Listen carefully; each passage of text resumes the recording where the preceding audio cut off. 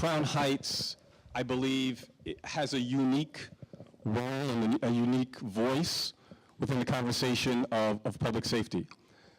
I think violence factors into that. You know, a lot of people, when they think of Crown Heights, they think of there are lots of different words and euphemisms for it, but the riots, the uprisings, the upheaval, the disturbance that we had going on 25 years, right? And in fact, right, going on our 26th year. Right. But that is only one small part of Crown Heights history, and unfortunately has set up this conversation around black versus Hasidim in Crown Heights. And obviously the conversation is much more complicated than that. But I think what makes Crown Heights unique is not only that incident, but also the fact that if you look around, you find that there are formations that have been created by local citizens.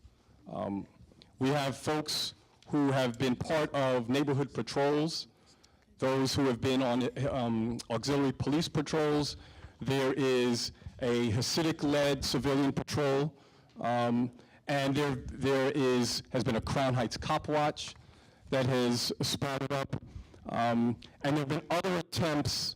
You know, there's SOS that we will hear from in a minute. There have been other attempts for ordinary people to intervene and to help define not only what safety looks like, but who is safe and who is protecting whom. And so that's what we're going to try to get into a little bit here today, because too often the conversation not only focuses on black versus Hasidim, but also civilian versus police. And so we're going to try to have a conversation where the police may be involved, but they're not going to be at the center of the conversation. At the center of the conversation is going to be us in this room. And I also want to say that full disclosure, the Brooklyn Movement Center has a critique of the police department. We work very strenuously around police accountability. We have been a part of police reforms. We also have organized a Crown Heights Cop Watch here. So, you know, we have a point of view. But what we're going to explore are the many point of views that inform this conversation around public safety. So, with that, I want to introduce our panelists.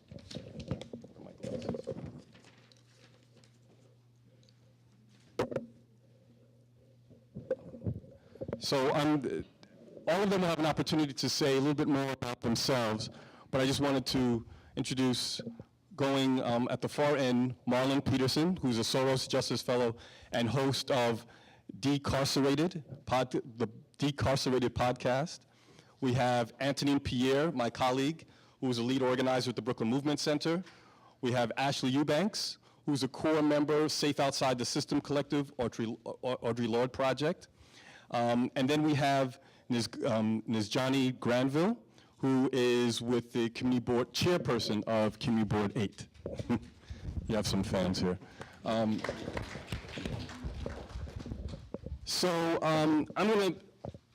The first question is around, I'm going to start very broadly and try to get to, I think, what we heard from in the oral histories, which is, how do we define community safety? Again, who is vulnerable? Who is in need of protection? Who should be doing the protecting?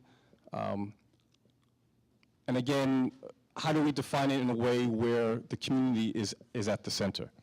So, where do we start? And I'm going to ask all of you a little later on to say a little bit more about yourselves personally and professionally. But Marlon, let's start with you. If you could try to tackle that question for us. Yes. So the question is, if you could define community safety, particularly in Crown Heights, and what role do you think community-led efforts play? What role should the police play or not play? Okay. So my name is Marlon Peterson. I prefer gender pronouns he or him. So thanks for the question. Thanks for allowing me to be here, Mark, Brooklyn Movement Center.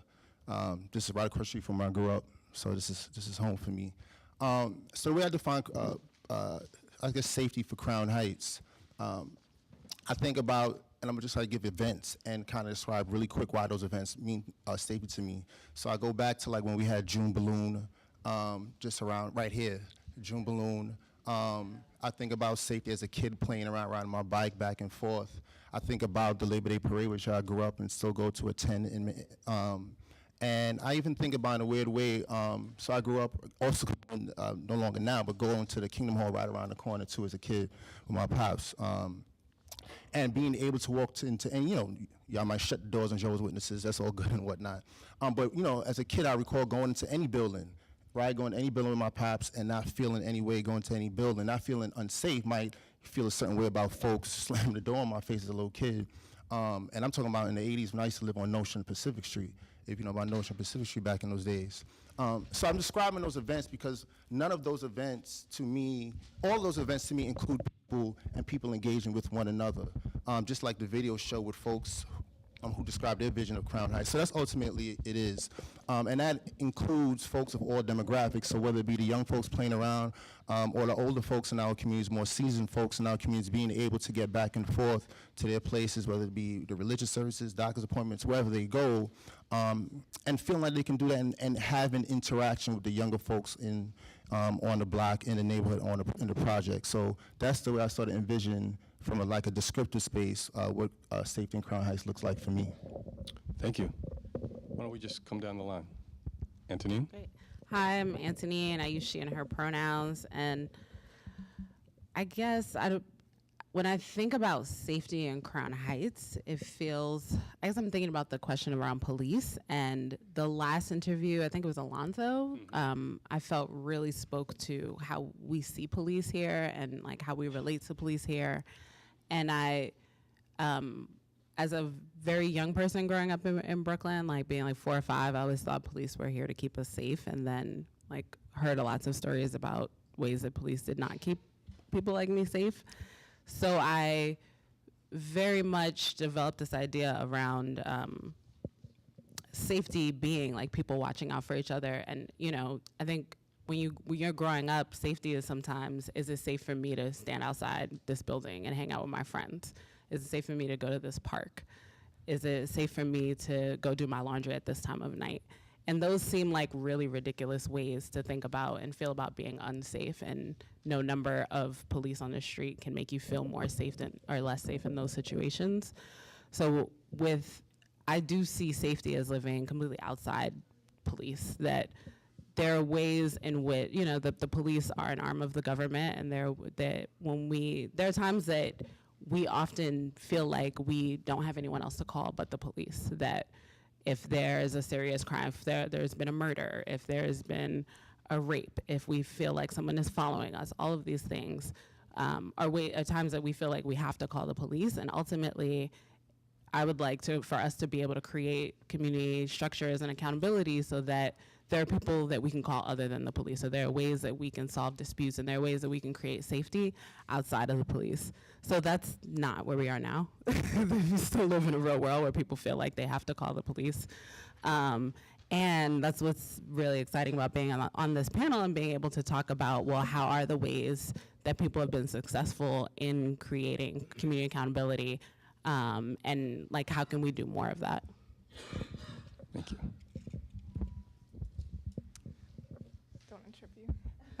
Hello, my name is Ashleigh, and I actually live in Bed-Stuy, but I'm a member of the Safe Outside the System collective of the Audre Lorde project, and we focus on Central Brooklyn, which basically for us at the moment is Bed-Stuy and Crown Heights. So a lot of our members are living in Bed-Stuy and in Crown Heights. And I wanted to speak to the question about who's vulnerable, who's most who's vulnerable, and whose safety are we talking about? And as a member of the Audre Lorde project, we're focusing on the safety and centering queer and trans folks of color, because we live at the sites of not only experiencing harm and violence from the state, but a lot of like internalized violence as like femmes, as women, as queer folks, as gender nonconforming folks, as trans folks. Like we experience a lot of violence from many different angles, and so we're very much coming from an abolitionist perspective. Like the state definitely isn't here for us, but also safety for us is all about self-determination. And so when I think about safety, it's checking in with friends and texting when you get home. It's making plans when you go out to parties or when you're going out with folks and like coordinating with the people who love you and care about you. It's 100% about the people within a community, checking in with one another and communicating that way. And it's about building systems that protect us or that exist completely outside of the state. And so but yeah, for me, it's everything about like community. It's all about internal, and it's all about like working together and not, we organize from a transformative justice lens. So also we understand that people who are hurt people. And so there's no dichotomy where there's a perpetrator like this. With criminal justice, there's like the criminal, and then there's the person who is like just or right. And with transformative justice, we recognize that we often are operating from both places. And so, yeah, safety looks like community and the people who are here internally living together, doing that work together. Thank you. Oh, and my pronouns are she and her. My name is Najani Granville, and I'm the chairperson of Community Board 8.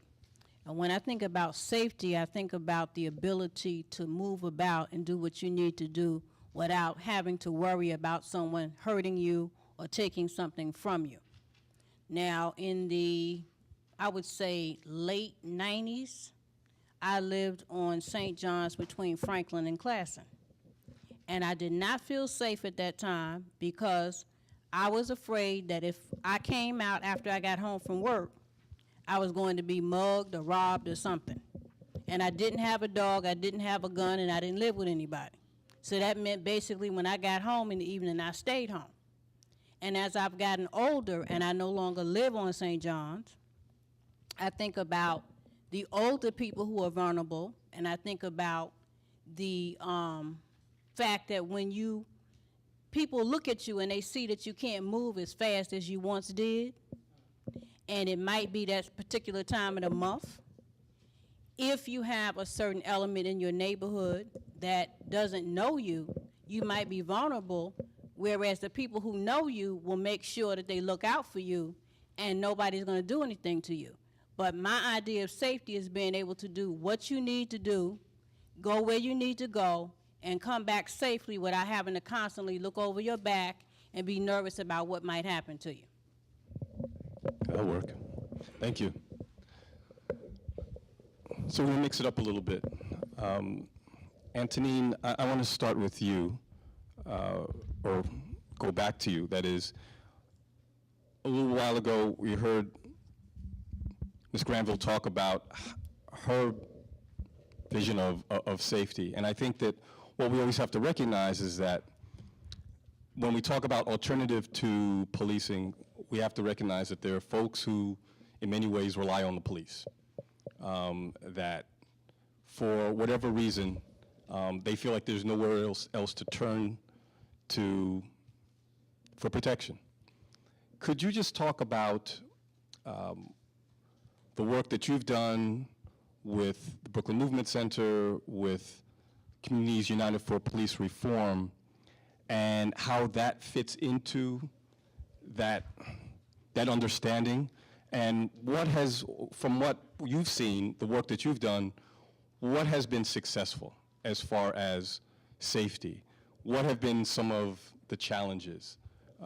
But most importantly, what has been most successful? So, wow, that's a lot of questions. So one of the, I think it was Rusty, the first interview that we saw, that he mentioned that the precinct near him had these impact zones on Franklin and Lincoln, and they now have gone to NCOs, which is like neighborhood community officers, a new program. And one thing in I love that you mentioned police abolition, because I feel like the majority of the organizers who do work within CPR are personally police abolitionists, but within, have gotten together and said, okay, police reform is actually the way that we're going to be able to get a lot of our changes, like real lasting changes, policy changes, are going to be through actual reform. So much of that work comes from a place of, actually, we're not here for police, but also what's realistically possible, and how do we contend with the fact that people do rely on police for a variety of reasons. So the reason I even mentioned the NCOs is that the NYPD, they often rely on community policing and National Night Out and let's get to know the people in our neighborhood style of police interacting with people on the street. And what we found with Community United Police Reform is that many of us doing this work have several decades of police mistrust, in our own bones. We don't trust the police for whatever reason. And you can't undo decades of mistrust with a barbecue, or I helped you get a cat out of a tree, or here's a sticker so that when your cell phone gets stolen, you can find it, right? These are nice things, and it may help you like a particular officer, but in terms of feeling like you can actually engage in and have trust with an actual precinct, they're not going to build those things. And what CPR fights for is police accountability. So how is it that we're going to have real accountability for the things that police do? That's actually a way that we build trust. If I know that the police who shot Ramarley Graham 6 years ago are gonna be fired, or will be fired, that's the best discipline for a person who shoots the people they are supposed to protect, right? So with CPR, so much of our work is, how do we create real accountability? How do we hold the NYPD to task? How do we create policy measures that make it more difficult for police to do harmful things to the people that they're supposed to protect? So what I've seen be successful, when I remember when we first joined CPR, stop and frisk was a big conversation around the city. People were getting stopped in astronomical numbers. CPR did a great job of being able to collect the data and the numbers on who those people were who were being stopped, and demographically who was being stopped. And in the past 5 years, or not even 5 years, because we're in 2017, so in the past 4 years since the Community Safety Act passed, so much work that CPR has done to actually, through the media and through public policy and through elected officials, to push the NYPD to stop people less, and to stop people less for frivolous things. Just the decrease in the number of stops has been, I think, drastically changed the way that a lot of us interact in our own neighborhoods. And that's not to say that people don't get stopped, and that's not to say that every time I pass a cop, I worry about getting stopped either in my car or walking down the street. But it does mean that we are changing the experience that people are having with police, that they're having less of those interactions, and we can keep moving towards changing even the interactions that we do have, which means the Right to Know Act, which is the act that we have now in the city council, would make it so that every police officer that stops you actually gives you a business card with their badge number and their precinct number. And how do we make it so that when people interact with a police officer, they recognize that the police officer is not representing themselves, that they have a job, and that if they don't do their job properly, they're going to be held accountable. Thank you. Marlon, you've had a long history here personally, but also professionally. Did a lot of work with Crown Heights SOS. If you can talk about not just that work, but some of the other work you've done since then, and how your own personal narrative fits into that, and what you have seen as being the most effective forms of community-led safety. Yeah, so thanks for the question. So yes, I started with SOS Crown Heights 2009 as a violence interrupter. Looking at ways to I know, she's definitely been around for a minute. But definitely looking at ways to reduce violence that isn't fully relying upon police and law enforcement. I'm from this neighborhood, as I mentioned before, and I want to preface it by saying, and this sort of goes into some of the work I've done since then. And literally last September, a very close friend of mine was shot across the street and killed. and just standing outside. They were looking for somebody else. They shot him, 1 bullet, he died. And we were looking to collaborate here with the Brooklyn Children's Museum and some other folks, Mediation Center, to do some other things around the community, to look at ways that we can resource these communities differently other than police. So the only resource we usually get is law enforcement, police. And I should say that he was killed right where the police was parked, right? So here's the thing, right? I think that the work I've done is looking at ways to, since then, is like looking at ways to reduce gun violence in our communities, intra-community gun violence, and police violence. I don't see it in good faith being able to look at ways to reduce violence without looking at the type of violence that's modeled towards us, towards folks in these communities. So if you think of places like Crown Heights, that has historically had issues with violence. You go a little bit further that way to Brownsville, East New York. You go back to the 60s, 70s, 80s, 90s, and we've always had high levels of violence. We've always had high levels of police corruption and police violence. And I can't think, we cannot believe that. I've had this thing said, like, what came first, the police violence or the community gun violence? And if we've looked at all over this decades, since the 30s and going back since that time, a lot of the riots, whether it been Harlem to Watts to coming all the way forward to Ferguson and Baltimore, has also started from some form of police violence, right? It started that way. And so I think that the violence came first. So I've been looking at ways to reduce both, but understanding that we can't just look at one and say that we are the problem, because I don't think we are the problem. I don't think us living in any of the neighborhoods that we're in, that we are inherently prone to violence. And I think that there's a sort of cognitive dissonance that happens when, as we listen to the video, and I intentionally, when I had spoke about the Labor Day parade, I know that has been, issues with violence, right? But the overwhelming amount of things that have happened about the Labor Day parade have been good. We just have those one spectacles of violence and say the whole parade is violent.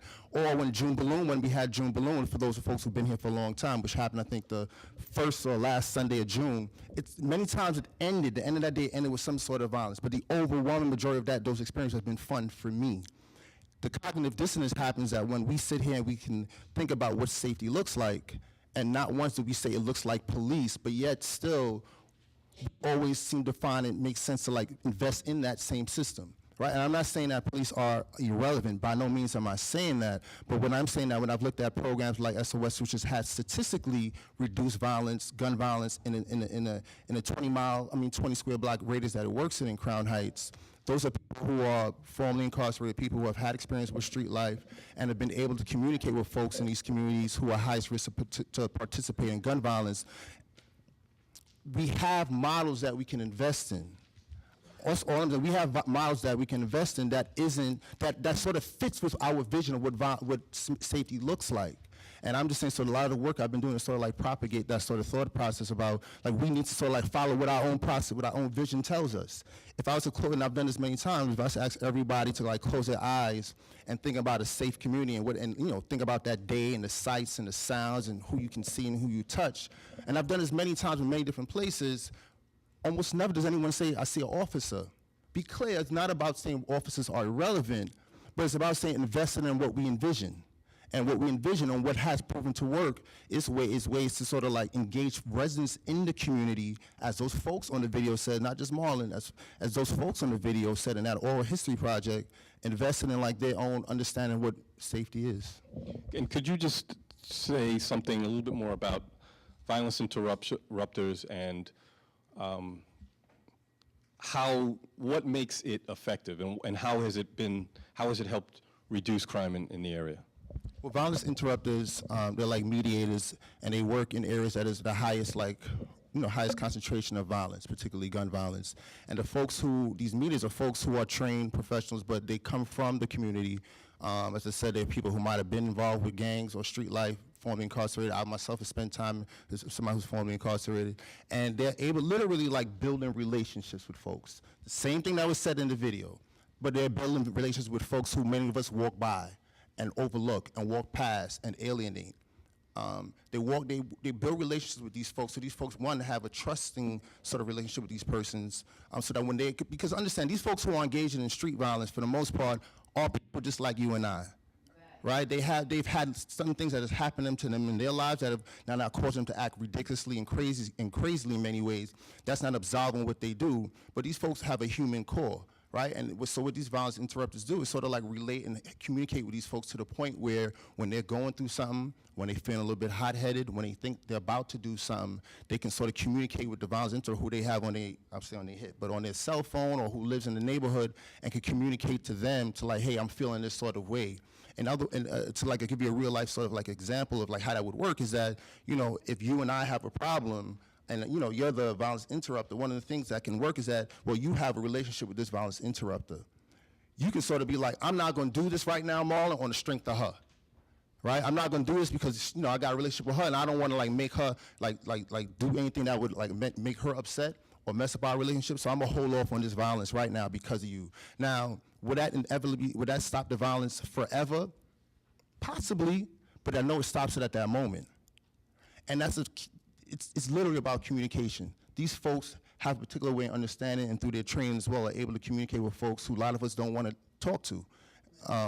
And these are the folks, the police know it, the folks who these violence interrupters communicate with are the folks who they target, but they target differently, right? They target as folks that we're gonna like, we see you on the street, we letting you know we're gonna arrest you. Like that's what's called, it's literally called targeted deterrence, right? They see folks that you know, there's particular folks that who they know are problems in the community, consider problems, and they literally, their communication with them is, you do this next time, this is what's gonna happen to you, right? Most people don't respond well to that sort of communication. And I'm just saying that these folks who have done this sort of work in other community-based organizations communicate with these people on a human core. Thank you. Ms. Granville, you've been holding it down for a while in Community Board 8, and as we heard, you have your fans here. Could you talk about how you've been working with not just the community board, but with how you've been engaging the police and how you've been sort of mediating this conversation around public safety, and what has been most effective? And where do you see that balance between community folks taking initiative and building the kind of relationships we're talking about, and the role of the police? Well, first of all, in all fairness, my first vice chair is a person who does a lot with the police. I don't work with them as closely as she does. She is actually our chair of public safety, and she couldn't be here tonight. So she asked me to come. And she wanted me to make it clear to you that she feels that that town hall that we had back in 2014 did a lot to open up dialogue between the police and the community. Could you say some more about that? Basically, the town hall, a lot of people came out and talked about problems in the community, and the problem that they didn't feel safe, and the problem that there was a lack of respect between the community and the police officers. And even though the precinct said the problem was not as bad as it was, the fact that it was so widely spoken about and people participated in it so much, they did come out with additional police officers for the street, and people ended up feeling like they were safer in the neighborhood. Now, my involvement with the police was maybe 15 years ago when I was on the precinct council. I haven't been on the precinct council in quite some time, and if I told you I go to the precinct council meetings on a regular basis, I'd be lying. But, thank you, Julia. But as I said to you before, my first vice chair chairs the Public Safety Committee. She has a number of her meetings in the precinct council until maybe 2 years ago, they were all there in the precinct, in the 7-7, but she moved them around. So the problem that Shalawn relayed to me earlier today was that a lot of people, the problem is that the youth, there's a lack of communication. And it's very hard when you see different things like Trayvon Martin and other cases. It's very hard for a young person to trust the police as they once did. Whereas when she was coming up, you knew your police officers by name, and you had a better relationship with them. So, am I answering your question? Sure, yes. But you can. I mean, I asked you to go deeper about the community forum, but also if you want to talk some more about your experiences in Crown Heights around what's been effective. Well, I have found that the more talking that people do with each other, the better it can be. Now, I'm single, and I don't have anyone in the house, so it's always good when you know your neighbors and your neighbors know you, first of all. Second of all, I think that if you're going to be a part of the community and you realize that there is such a thing as a precinct council, you want to go there so that if anything happens, people will associate your name with your face. If you have to call somebody, it won't be a case of, well, we don't even know, you know, what her correct address is or where she lives or anything like that. So my idea is that it's always good to try to plug yourself in before anything happens. And I really don't know what else to say. That's fine. That's fine, thank you. So, Ashleigh, if you could talk about the work that you've been doing and what you have found to be effective, and if it has been modeled anywhere, if it's happening in other communities as well, and what has been most successful, and what have been the biggest challenges? So again, I'm a member of, we also call our organization SOS, Safe Outside the System. It's a collective of the Audre Lorde Project. And our campaign that's focused here in central Brooklyn is called the Safe Neighborhood Campaign. And the Safe Neighborhood Campaign turned 10 last year.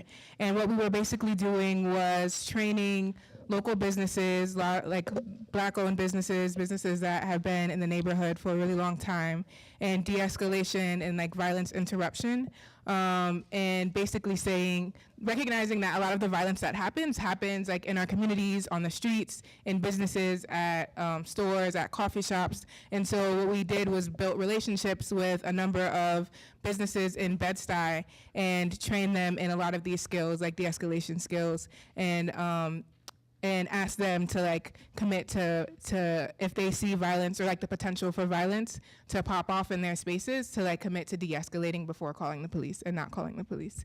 And a lot of the work that we do is like de-escalation, because we recognize that a lot of stuff can be, like if community members, for example, if you're walking down the street, we often come across violence and we see that as not being connected to us. And oftentimes if someone steps in, or if you see someone you know harassing someone or being violent, you can disrupt that in that moment, as opposed to it becoming violent, someone going to jail, both people going to jail if they're people of color, most likely. And so a lot of the work we did was like working with those local businesses and training them in those skills. In addition to that, we also offer security trainings and safety trainings to people in movement spaces. So in marches and in rallies, we often have a number of people that are mobilized doing community wellness and community safety and security. And we're actually modeled off of a lot of the security and safety work that the Black Panthers did. So our model of like community security is modeled after them. And it's all about like community members like holding each other down. A lot of the challenges with the Safe Neighborhood Campaign, especially with most of our businesses being Black-owned in Bed-Stuy, is that gentrification has pushed all of them out and all of their doors have been closed. And so we last year or 2 years ago had to really sit down and restructure and think about our campaign and think about how do we address gentrification as a form of violence as well that's happening to our communities, and how do we adapt that work and realize that like, yeah, we're training businesses, but our businesses can't stay open.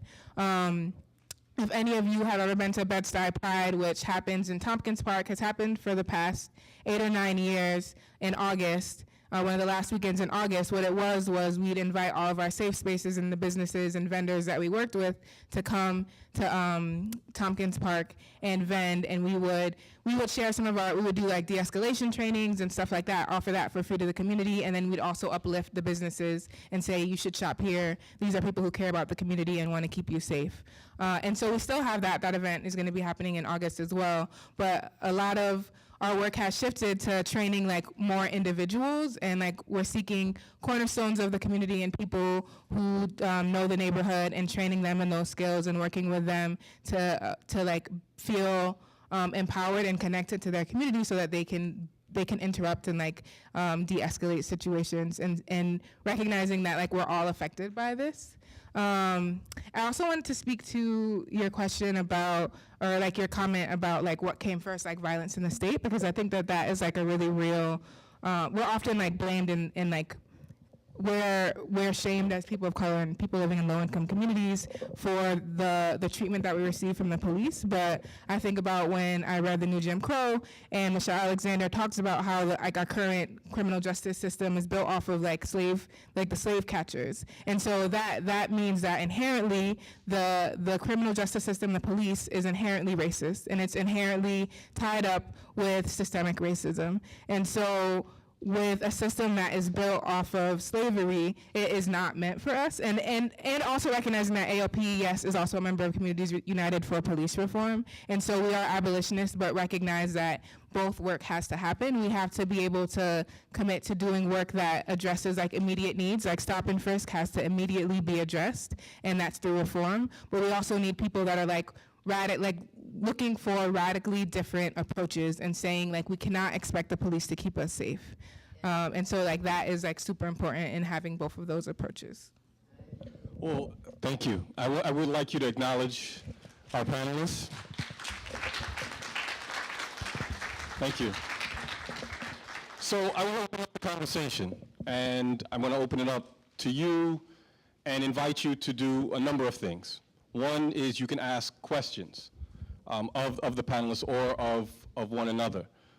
Also, you can make statements. I know many of you here have been in this neighborhood for a long time, and so I would encourage those, particularly who long-term residents here, to give us some perspective, particularly when it comes to, for instance, gentrification and how things have shifted over the years and over the decades, and how that has affected our ideas and how safe we feel in Crown Heights. That was one of the things you didn't see when we did the listening session. There was a whole section sort of on people talking about how gentrification has shifted the focus of residents, of the police, and again, how we define safety. So if you have comments on that, I'd like to hear. Also, just where do we draw the lines in terms of when do we feel like we should call the police, and when are there things that are best left for ourselves to work out? One example I want to give, and I had this conversation with my next door neighbor, Gail, over here, is that we have my block, Dean Street, is very active. And there's several of us on the block who, obviously we're older, right? We still get the New York Times, the hard copy of the New York Times, delivered to us. And we were running into a problem where like someone was coming and lifting the paper, like on routinely. You know, we come outside, the paper would be gone. You know, and after a while it starts to add up, right? Because the New York Times is not cheap anymore. So I think what was interesting is one of the first reactions that my neighbors had is like, let's call the police. Let's get the police involved and find out, you know, who's doing this and stop them and put an end to this. And I mean, I think there was no malintent there, but it pointed out to me just how sometimes our reflex is to go to police to address all of our issues, not just safety issues, but all other issues. They are the first, what we think of as the first responders to a whole host of things. And so I want to challenge us to think differently about that. And, you know, where are there moments where you feel like you or your neighbors can handle it? And where are there moments where you feel like you have no choice but to call the police? So I've done enough talking. I want to throw it open to you. Again, ask questions or comments. And please talk into the mic. And I guess we should have made an announcement about this before, that this is being recorded. Sorry that I sprung that on you an hour into the program. But this is actually getting recorded. If you have an issue with that, if you have a problem and don't wish to have your image publicly displayed, please let us know. So I'm going to stand here. I have the mic, and I'm going to ask you again to come here, talk into the mic, talk to the panelists, talk to one another.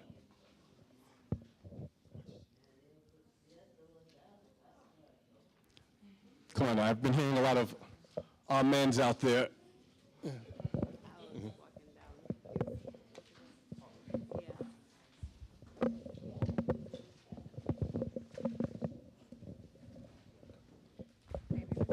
Gail Muhammad is a longtime activist, my next door neighbor. Good evening, everyone. I just want to share this. When I saw the video, Rusty Zimmerman, and I've done some work with Rusty, but some emotion came up about him speaking about what I felt like was my community. And I'm sure that that's a feeling, and it's not easy to share that feeling because it's all of our community.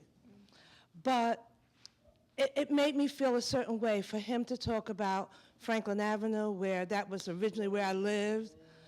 And I do remember the precinct meeting that they had when they met with the commissioner, and when people came out and they talked about the problems with Franklin Avenue and how things did change. And I know that people coming together from communities, working together, the diversity that we bring, our experiences that we bring, the cultural differences that we have and that we bring to the table can make for better communities. But we must work together, and it has to be a team. It can't be one person.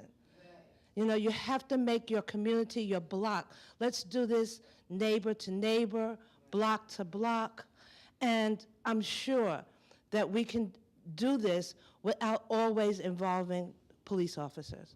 So again, thank you, Mark.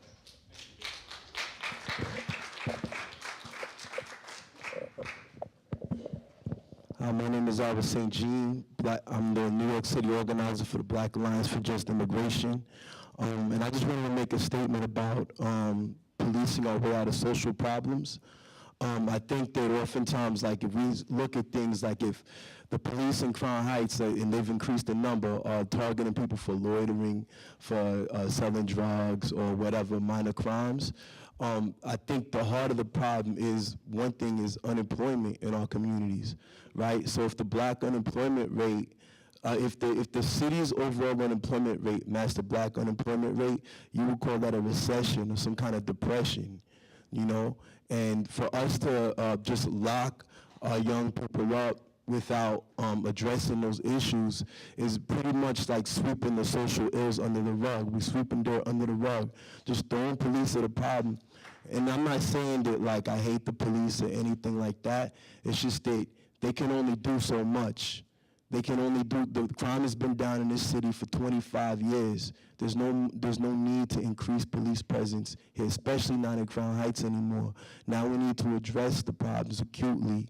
Like, we need to address issues of unemployment. We need to address housing issues. They're throwing up more and more luxury housing in this community at the same time that they're throwing more police at us.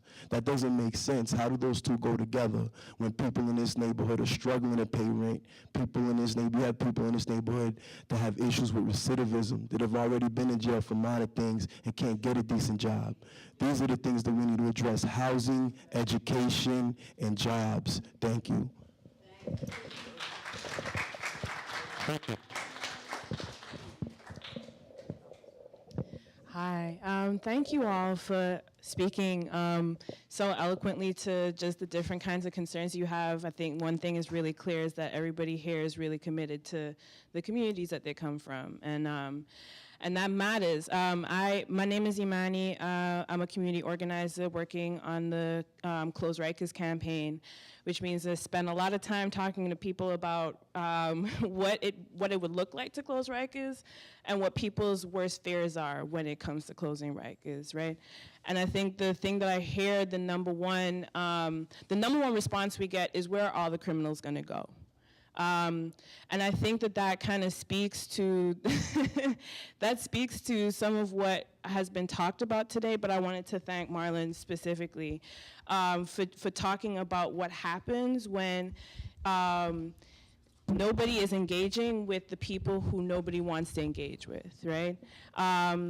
And when we talk about safety, like I'm thinking about talking to the folks that I have about Rikers and about what that experience was like for them and how they came to it. And everything about it sounds profoundly unsafe, you know? Everything about it is profoundly unsafe, right? You have like kids who are getting locked up for 3 years because a cop picked them out of like a group of young people, right, who were in the same color, right? And has their lawyer telling them, well, you gotta take the plea because nobody's gonna believe a kid who comes from this neighborhood with this kind of violence over the cops, right? And so what I feel like I've been hearing is like, people are concerned about their safety and not always understanding whose safety they're trading, right, for this feeling that they are themselves safe, right? And I guess like one of the questions I want to ask you is just like in interfacing with folks and like talking to people about the work that you do, what do you think, or what has helped sort of draw the connection for them between the idea that just because the violence isn't happening right in front of them doesn't mean that it's not happening to people who belong to their community? So thanks for the question. So I'm also part of, Close Rikers campaign. Glenn Martin, one of the folks that's leading, is a good friend of mine. I sort of want to, I'm gonna address that because, so I'm gonna be very candid. Like right on King Snabby back in the day in the 90s was where it was a weed spot where I used to get weed from, right? Just being very candid. And last I checked today, weed is still illegal. It may be decriminalized, but it's still illegal. And the reason I'm bringing that up is that, so I host a podcast, Decarcerated, that highlights the journeys of success of people who spend time in jails and prisons. One of the folks I had on the panel, on the show, Corey, he spoke about how as a teenager, he had maybe about 20-something arrests, like for weed, just carrying weed on him, a bag of weed, whatever it is, right? And that was his like introduction to the criminal justice system. His first time he said was 14, I believe. He's a freshman in high school. And the reason why I bring that up is because, one is I think there's probably more people smoking weed in this neighborhood now than before, but we don't see it, right? We don't see folks interacting with it. So the question really is like how, not so much about public safety, but also what do we define as crime and criminality? Because largely what happens in our community is that because there's an oversaturation of police, because we think weed is illegal or it's a crime, it's harmful, we saturate certain spaces with law enforcement to deal with that, right, as a public interest. But that doesn't take away from the fact that even in the first guy who spoke in the video, like everybody's still smoking weed in their houses, right? It's not so much about policing the actual act of weed, it's policing the folks that are smoking it. And what that leads to is it begins or it starts that alienation with law enforcement from a very young age. So it tells me now that you're going to mess with me, you're going to bother me. So as we get older, obviously that's ingrained in different ways, and not everyone turns to crime and criminality. We're not saying that also, but that embedded sort of distance towards law enforcement is there. So when we think about now, we say, well, we just need to build community police relations. We just need to have this conversation. And yes, we need to be having conversations. There's no question about that. But we've been having, I'm 37 years old. I know there have been conversations happening since I was a young person growing up in this neighborhood. And I'm saying that, the definition of insanity is doing the same thing over and over and expecting a different result.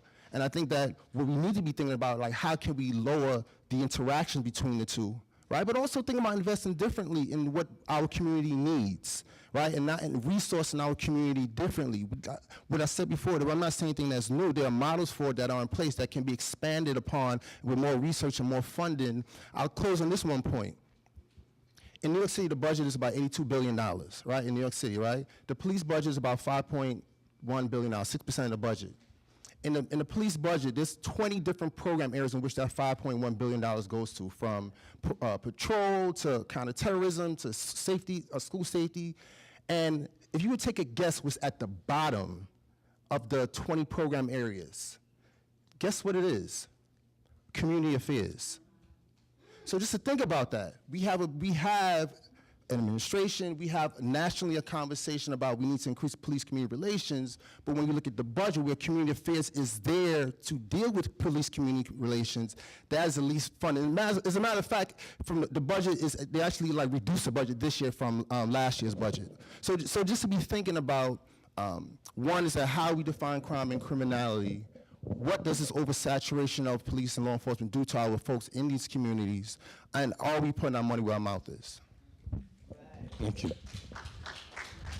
Anyone else? And Imani, was your... I ain't addressed that question. I ain't addressed that question. Anyone else? I mean, one thing I wanted to speak to, just I think a part of the work that you named too is like this shift in how we view each other and like how we view like the word criminal is a tool that's used to divide us. And so one thing that's really that like is often hurtful too when I hear people talk about, well, what are they going to do with all the criminals, is the fact that like as black people, as like a black person, I have so many people in my family who have been arrested. I have people who are in jail right now for like super minor offenses. And so I don't feel any threatened by like, and I want them out. I want like most of the people, I want all the people out, you know? And there's no, I don't feel any more threatened with them on the streets than I do with like the police officers that are on the streets. And so I think, but that's a real concern amongst our own people. And so I think one thing that is like super important and like a really, really deep part of the work is to really like challenge ourselves and like examine how we have embodied and like how we internalize this, like our own internalized racism, our own internalized like misogyny, like transphobia, homophobia, and how that like allows us or like encourages us to commit violence against each other and deny each other of our own freedom and our own safety. Anyone else want to jump in? No? Okay. Before, because I know Laurie was standing there, so I just wanted to and I just want to introduce Laurie Daniel Favors, who is with Medgar Center for Law and Social Justice, who's actually a co-sponsor of this event. And I've got my mini lawyer here with me, so she's going to stay close. Really, really honored to be able to co-sponsor and to partner with Brooklyn Movement Center and the other groups that put this together. This is really powerful. One of the things that and thank you for that. So one of the things that we're looking at the Center for Law and Social Justice, we have a new crop of students coming in this summer. Law students are going to be doing some research for us, and we're studying lots on what implicit bias measurements can tell us and how implicit bias measurements could be factored into staffing and policing patrols. So if we can measure your racism, implicit bias, and you measure at above a particular level as it pertains to your racism or bias against a particular community, you shouldn't be staffed in that community. It's murderous for us, it's triggering for you, it's just a bad match. So that's one of the angles we're looking at, but another angle that we're exploring is looking at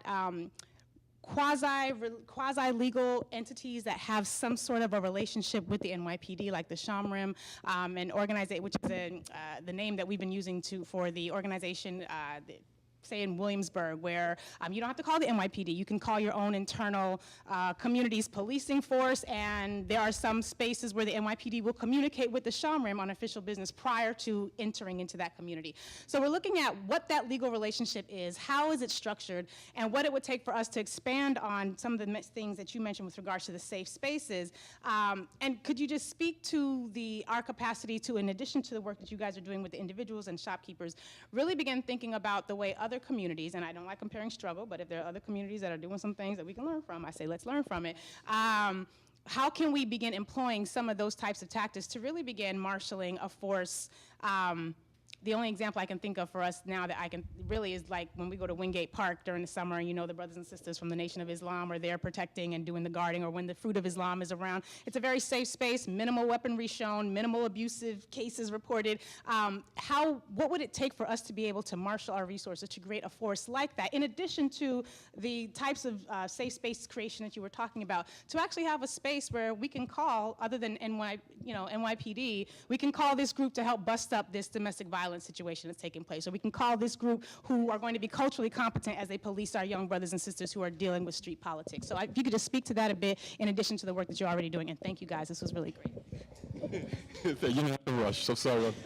And I just also want to say that I actually invited one of the coordinators of Shama Room to speak here, but he couldn't make it today. But I was impressed that he was actually willing to come and to engage, but he wasn't able to make it this evening. So please. Yeah, I'll try. That was a big question, but super important. So I think what sticks out to me is like the work that gets people from all across the movement, so people that are doing this work in different facets in the same room, and like connected and seeing our struggles connected.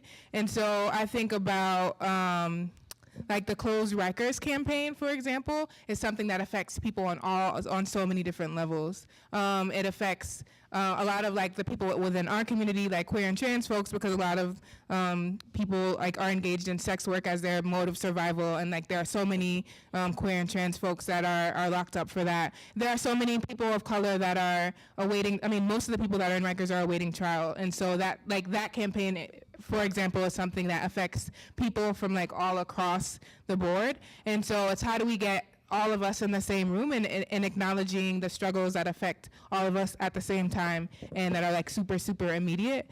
And then I think like building those skills and that culture shift is like a long, steady process. And I think that it's something that requires a lot of like messing up. It requires a lot of like people's feelings getting hurt, a lot of like people getting offended, a lot of us interrogating our own shit and our own internalized stuff. But it's about like sharing those skills, like us bringing our skills and like sharing those skills in whatever spaces that we can. So for example, I'll plug an event that we are having Saturday in Bed-Stuy. Our organization is having a community freestyle. I left flyers on the back table, and we'll be offering de-escalation and safety trainings for folks. Is free and open to the public. We'll be talking about like wellness and self-care as like a tool for liberation, and how like taking care of one another is also super, super important, and checking in. I'm not sure if I'm answering your question, but I think any opportunity to get like folks that all across the struggle together and like seeing it not as like we're only like responding to acts of violence, but building a culture where we can like be ready, and like I know that if something's going down, I know there's someone I can already call on, and not like hoping and praying or like feeling isolated. So things that break down those walls of isolation. I don't know if other folks. Yeah, I mean, when I think of ways that we can work with police, it's the structures that we already have are ways that people like get deputized, right? And so there are people who oftentimes homeowners, business owners, people who have a stake in the police protecting their property and their persons from like a bad element or like criminals, right? So I something that worries me in that conversation are the people who, if we had something similar to a Shama Room, would those people be creating public safety for them and people like them, or would they be creating public safety for everyone? Like, are they actually are they representing the entire community? And community in general, like it's a word that obscures so much. I think it's so easy for people to say the community, when in Crown Heights, it's like we have the Hasidim, we have Caribbean immigrants, we have long-term Black residents, Black Americans. So you've got middle class, lower class, like all this different stuff. So it feels like when we talk about representing the community, there's also the responsibility of actually having an idea of what the community is and what the interests of an entire community are. So until someone is willing to actually do that work in working with the police, I think it's for me, it makes a lot of sense for us to have these structures, like Cop Watch, where people who are on Cop Watch teams and do Cop Watch patrol for years often will become seen in the community as a person that I can go to when I have an issue.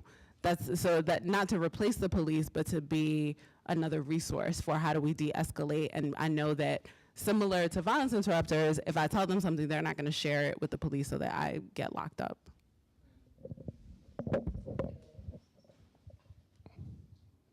What's that?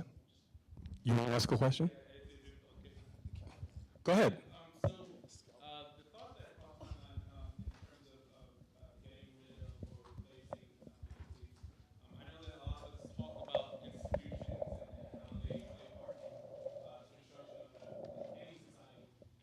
I think when it comes to education, when it comes to art and music and culture, obviously that's the first step that we take towards building who we are as people.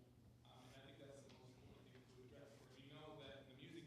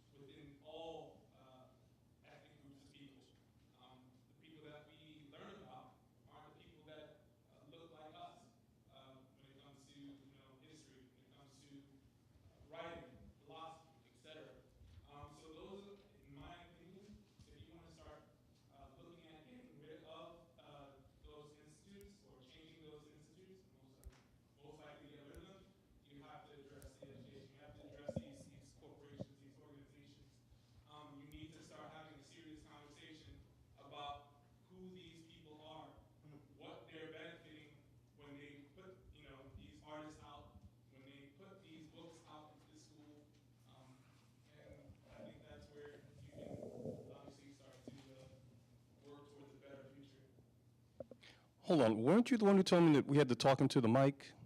And you, okay. Good evening, everyone. My name is Kawana Coleman. I'm part of the St. Mark's Independent Block Association right here on St. Mark's between Brooklyn and Kingston Avenue. We're going to have a plug. We're doing a Block Association party. So everybody, aren't going to have the June balloon because we used to be a part of that back in the day. But we're going to have our Block Association party, so everybody should come. Any vendors, please speak to Shirley. Raise your hand, Shirley. Okay, we have tables available, very cheap, $25. Okay, but I came here tonight. Shirley asked me yesterday. I was going to be at Bible study, so I did Bible study, did the baby, dropped the baby off at the parents, and came on over here. It wasn't too clear about what this was, so I came anyway because I had given my word I was coming. So in coming, I tried to glean what the real onus of what this thing here at the Brooklyn Children's Museum is. Is it just about the police department? Is it about, gentrification? Is it about a new day in America? What is this about? And as a long-term community member, because I came here because I was going to be an actress in America, hanging out with Spike Lee and them.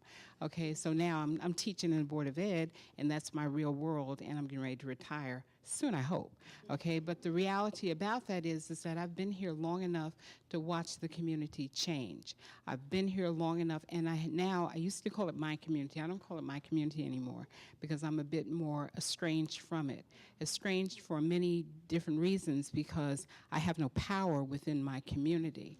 I have no voice within my community. I have no protection within my community. I've watched my community be stockpiled for at least 40 years, where buildings were left derelict and a whole group of people were left derelict. They have been impacted by the Say No to Drug movement, and all the drugs came right here in my community, and I watched my people lose their teeth, get fat skin, drink alcohol, kill their wives, kick their dog, whatever it was. A whole lot of crazy is going on within my community. So now the community has shifted, and now the demographics of the community has changed. I watch now on my block where people who don't look like me don't even speak to me.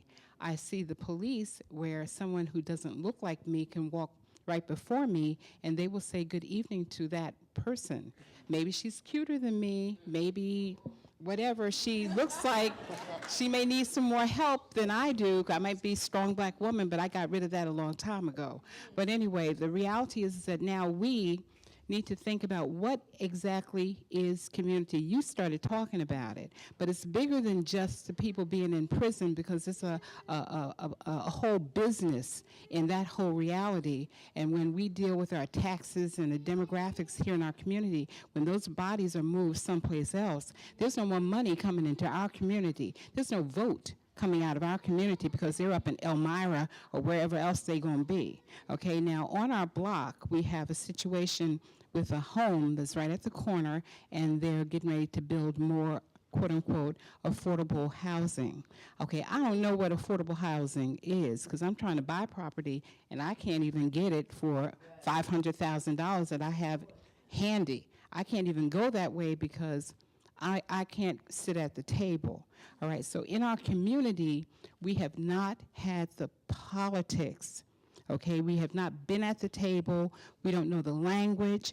We are still disenfranchised. So my question is, with all that being said, we need to come up with a real think tank where we can come up with all the different levels of the strata and everybody who's part of the pie who can look you in the eye and honestly be your neighbor.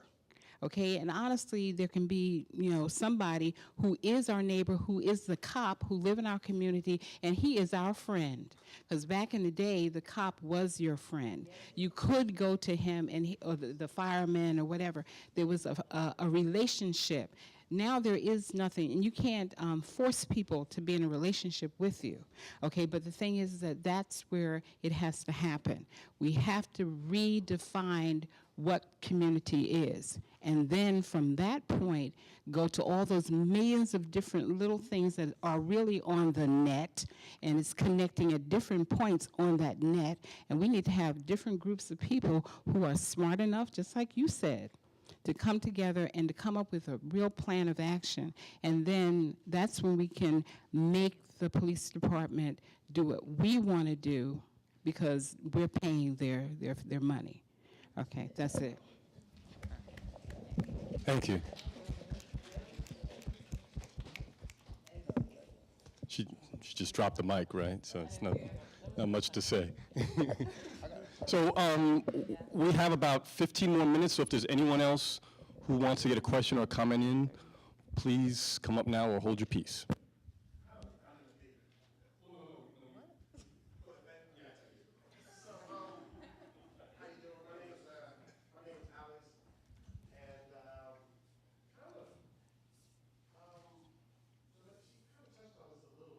Hold on, something's going on with the mic. Hold on a sec.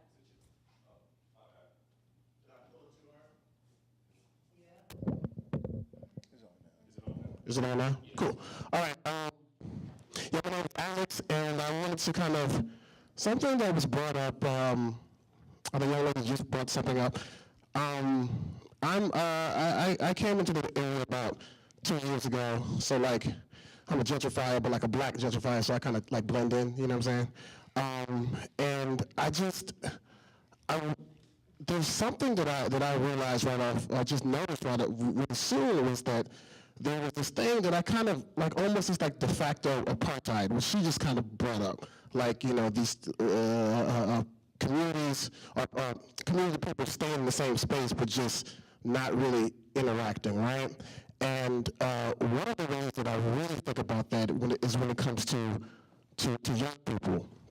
Like, you know, I'll be just going through the community, and I just realize how many people aren't speaking to, you know, these young elementary school kids and middle school kids and high school kids, and it's almost as if they kind of like exist in the world without anybody really kind of watching them, right? And I know seeing feeling as though like you're seen, we see you, we got you. And as somebody coming inside the community, like I said, I'm always trying to find ways to like, and I don't have any kids either, so I'm not like going to PTA meetings or anything like that.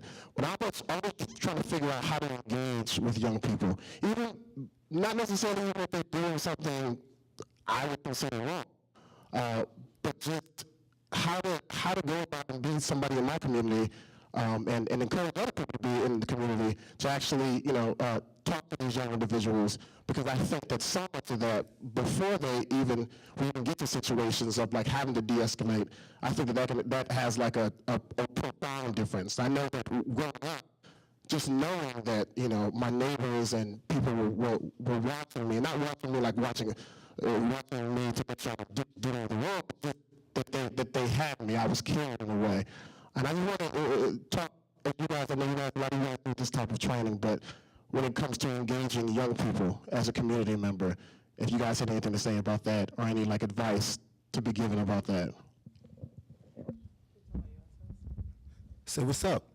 I mean, I think that, like, I know it sounds sort of basic, but like, say what's up. I think so. I do that a lot. So right here on 789 St. Mark's, that's where my parents still live, and it's a bunch of young folks that hang in front of there and they drinking and acting crazy and eating Chinese food and throwing it on the floor. It's crazy, a little bit reckless with it. But like, I don't live in that building anymore, but I make it a habit, like, hey, how y'all doing, what's up, whether you high or not, right? I think, here's the thing, we're speaking, and ultimately we're speaking about folks feeling powerless and not being seen, whether it be from adults, more mature adults, to younger folks not feeling seen and heard and not feeling empowered. So our young folks, who some of them need a lot of other things happening to them, but what I'm saying is that our younger folks that you're speaking about, they're dealing with the same things. There's an inherent violence that comes along with gentrification. I think that folks, it just is. It is inherent violence when you feel that certain parts of your community is no longer available to you. right? People see that. Young folks see. They may not call it gentrification, they might call it white people moving in, right? But it's an inherent violence that sort of reinforces a sense of powerlessness and lessness and feeling invisible. So I think for us to sort of like begin to just have a relationship with them is to help them feel seen and heard and empowered. So, hey, what's up? How you doing? And that doesn't mean like when the first time you speak to a young person, you sit down and you try to have a long conversation with them because they don't know you like that.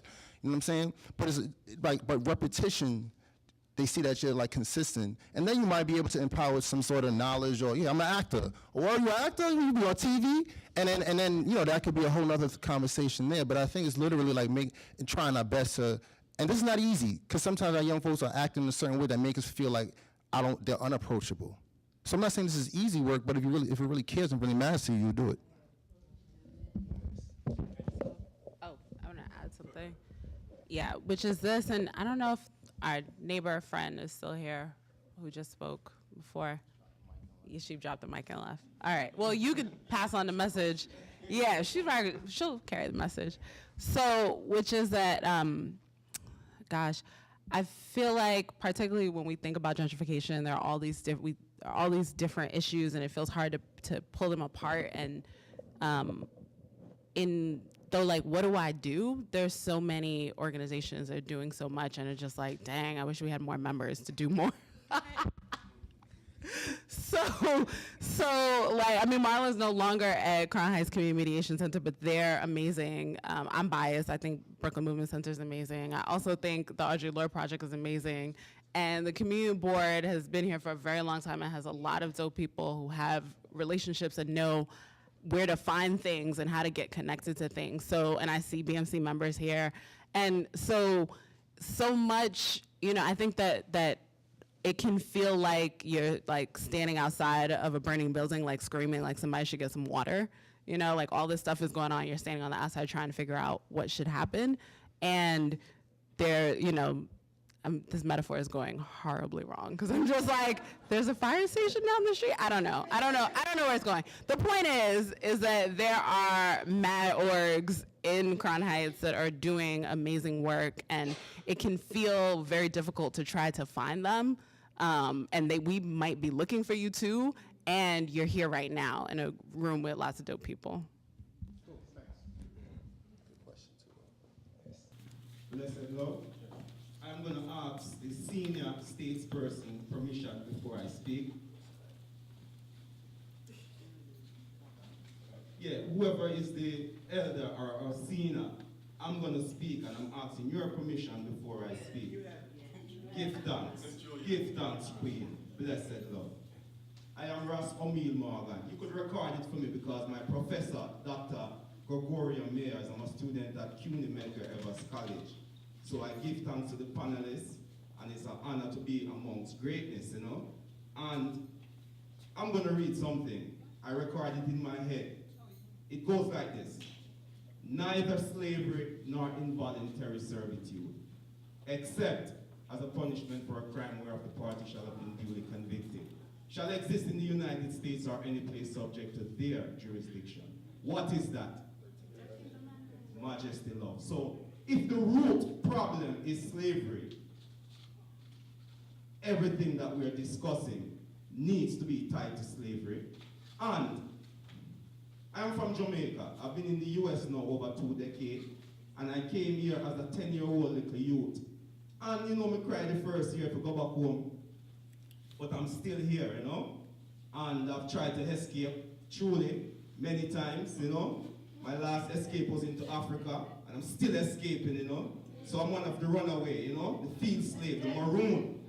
And my first encounter with the police was October 1, 2010. I asked why to an officer twice while I was doing a moving job, bringing in Europeans into Brooklyn. And the officer, friend, shackled me. And it didn't make any sense to me. And I left it. I went to Africa and I returned. And I was charged for possession when I returned for marijuana, which I never possessed. And this is why I am in Medgar Evers, because this stimulated me to go into school to share the community the problem, the root problem, because I found it as a pro se litigant against the root problem of the police. Who does the police work for? Which government? The city of New York was incorporated in 1625. It's older than the United States of America of 1776. There's something older than an American flag. That flag is blue, white, and orange. It's linked to the place called Holland. So the Dutch, Marcus I, Selassie I, the Right Honorable Marcus Messiah Garvey fought the fight, and he's still fighting the fight, because I'm speaking because of that prophet, you know? And because his effort against the same corporation known as the West Indies Corporation is the same corporation of 1625. When we look at the police badge, 1625 is on it. That is the year the corporation was incorporated. So we have to go back to the root. I am currently a public administration major. I have 6 months left at Medgar, and my focus is the 13th Amendment to the United States Constitution because of the violation to the Universal Human Rights Declaration, Article 4, which prohibits slavery in all its forms. So if we're going to really address the police, we have to deal with the police as love, because remember, it's human beings carrying out duties for an artificial entity known as the city of New York. So if we're going to speak the truth, we're going to speak the truth and live it, because until the philosophy which owes one race superior and another inferior, until the color of a man's skin is of no more significance than the color of his eye. His Imperial Majesty Haile Selassie delivered that message at the United Nations. The only state in Africa not to be conquered by European, Ethiopia. And the emperor left that speech to remind the world, we Africans will fight if necessary, as we know we shall win. We are confident in the victory of good over evil. So we have to uphold each other, love one another, go past the color line, go past the skin, and we're going to find humans. Because if the construct is black and white, and black being evil and bad, and white being good and true, let's change the construct. I am not black, I'm an African. Because if black is bad, and white is pure and good, I am white then, because I have been living good and pure. While others who look white, or who hold the construct of being white, are the true black. And black is still beautiful, because all things come out of the black woman. So me want to honor about the black woman and hold her back up to the highest esteem. Because until the black woman hold her rightful position on the earth, black man will always suffer. I want the black woman to birth another Marcus Garvey, birth another Haile Selassie, birth another me, because we want to live forever to fight this fight. Because this cannot be this way for us forever. And the one solution is a USA for the black man. A is for Africa, united, strong Africa. Peace and love. Yeah. Good evening. My name is Jarrell. I'm here on behalf of Assemblywoman Tremaine Wright's office, the 56th District. Thank you. I wanted to answer the question that came up earlier about community, but then also kind of just talk on some of the other topics that came up. And I think there's a theme that's been talked about, and it's community, but something else that has to be stressed in that is having conversations with one another. I would have challenged the woman who said, you know, that I walk past police officers who do not speak to me. Speak to them. At the end of the day, they are a public servant the same way I am. If I say come into my office, that's your office. It's not my office. So we as a community have to take hold of our community. We have to take it. We have to re-engage. A room like this, a presentation like this, it should be packed. We should be inviting our neighbors. It shouldn't just be a black forum. It should be a black, white, everyone else forum. So that's something that we all as a community have to keep in mind, and we just have to, you know, make sure we're taking it back. And to go back to answer that question in terms of how do we, you know, get a seat at the table, how do we have a voice, it comes down to, again, having a community, a block. When we're together, when we're united, we're stronger. We cannot be divided.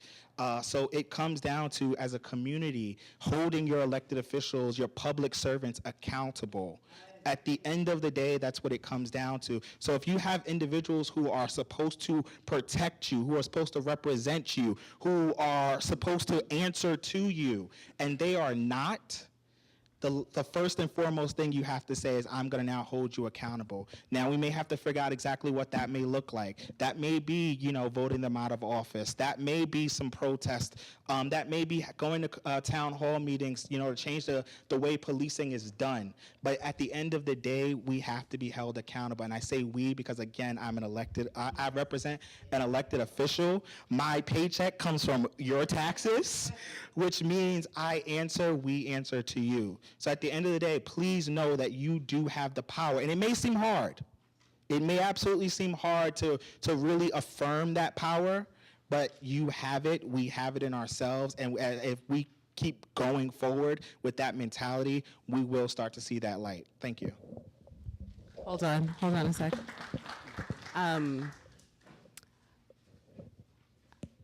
I'm fairly certain that I don't want a seat at the table because so many things were said tonight about how that table was not made for us. And I so appreciate that you're here representing the Assemblywoman. I think it's so important that these conversations include elected officials. And what I would like to see is more elected officials leading these conversations and less asking us to hold them accountable and more being accountable. So in the future, I would love to have Tremaine in the room and thinking about, how can I use the taxpayer resources of my office to actually take this community organizing to the next level? Absolutely. But that's accountability at the end of the day. Well, we can talk after the event. Good evening, everyone. Good evening. My name is Desmond. I've lived in this community all my life, which is 97% in Crown Heights and maybe 2% in Bed-Stuy. I want to say that a lot of things have been discussed tonight that really reached out and touched me. To the brother that works with SOS and the Interrupters and the youth in the streets, I want to say thank you, because you are the person who goes out there and speaks truth to young people who are too angry to understand what their life is about. And you pull them back in to see that there's humanity in them, and you try to put them back on the proper path. To all the other folks that spoke about gentrification, the lady who spoke before, it has been a huge game. But I've been in public forums, and I spoke about it before I was born, in the 40s. Ta-Nehisi Coates talks about it in Chicago. Redlining, and the fact that the banking system through economics has disenfranchised people of color in this country and all over the world. If you look in this community now, someone mentioned apartheid. I see that there are people here who might describe themselves as Caucasian. But when I'm walking down the street now and someone touched about it, I speak to people, I engage people. And I can say that there are a lot of people, the men either are haughty and the women are terrified. Why would you go someplace where you would not feel that there was humanity around you? And that's not you, because you're here tonight engaging. But there are too many people who come in our community, and I still say my community, because it's all that I know. I grew up literally around the corner. I played baseball literally on the ground underneath this institution as a child. And the other thing about using government, it's your government. Somebody said something very profound the other day to me, which was the head of the education committee. She said, every 14-year-old and up will be voting in the next election. Look at the government that we have now. Think about the things that are happening now that you may not think affect you, but anytime it affects big money, what's the joke? When America gets a cold, more people get pneumonia? Okay, well, America's about to get a severe cold, bronchitis. What's going to happen to the poor people?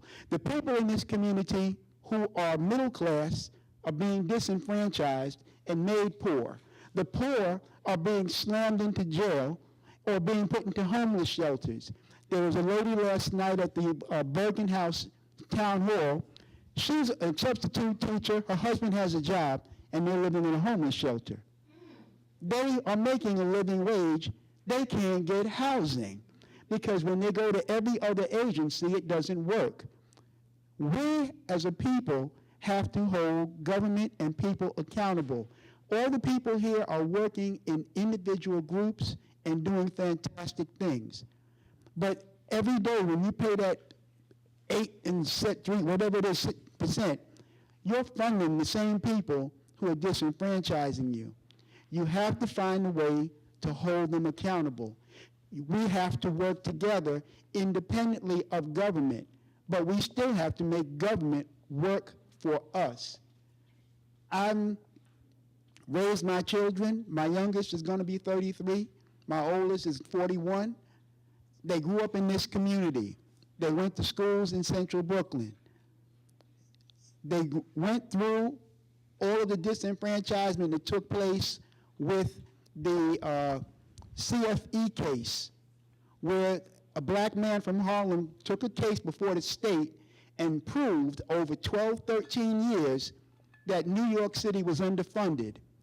Through a Republican, a Democrat, another Republican, and a Democrat, we still haven't gotten those funds. Hundreds of millions of dollars that have been promised. So when you look at these children who are going to be voting in 4 years, the 14-year-olds, they haven't been given their just due to develop. And all the children before that have not been given their just due. You can individually raise up your community, but community, and that was the one thing that was talked about when I was a child, any adult could speak. I grew up on Lincoln Place from 12 to 20, 25. There were 3 people, seniors, elders, like the brother here said, who basically ran the block. They would come outside and they would watch, and they would watch the young people, and when you got out of line, they would let you know in a second. And if you had a lip, it only lasted that long. Nowadays, people don't have the heart or the soul or the investment to speak to people that they see around them. The only community that I can actually say I see working, and I'm proud of my children for it, the 2 who are still here in New York, is their non-denominational Christian church. Because when the women have a baby, the Hispanic women, the Asian women, the white women, all come around and support one the other. And they come in each other's houses, and they help each other. They will do chores for one another. This is the way community used to be. What is stopping people from living like that now? And I'm happy for my children when they can do that. And I realize that that's the way I grew up in an Episcopal church full of Barbadian women. They all stuck together, and they all helped one another. All these values have been there, and they were in other people's communities also. Because when my daughter goes to school, or she's a Christian theologian, when she goes and talks to people, she talks to people from other cultures, they say, oh, we did the same thing in our neighborhoods. But when it gets to be that dividing line, when you hit 18, and all of a sudden you're in your little tribe, and all of a sudden everybody's only looking out for themselves, then life flips on a dime. I can tell you stories about my life experience in this community dealing with Hasidim from the time I was 6 years old up until my age right now. And there would be very few pleasant stories. But my wife and my daughter love Jews. They love them. They say that they're some of the funniest people in the world. But when the people deal with black men, life changes. And I want to be able to walk through my community for the rest of my life, and I plan on living a lot longer, Lord help me. I want to be able to walk through my community and not feel disenfranchised ever. I want people, when I say good morning, good afternoon, good evening, they respond right back to me. When I'm coming home late at night, like last night from a community meeting, I don't want the woman to duck her head and run past me like she thinks I'm the mugger man. And you're laughing, but this is what happens more than not. And I know black women will do the same thing to black men also. I want my community to be a safe community. And I want black men to respect their women, all women, and I want the women to respect black men and all men. But everybody has to make an effort to say that that's what they're going to do. But the most important thing is to raise your children up to love one another, because that's the future. And I've seen too many adults ruin too many children. Thank you, Mr. Atkins. Wow. Okay. So, it's been a long evening, and I really appreciate your patience. I appreciate your contributions here. I want to acknowledge our panelists one more time.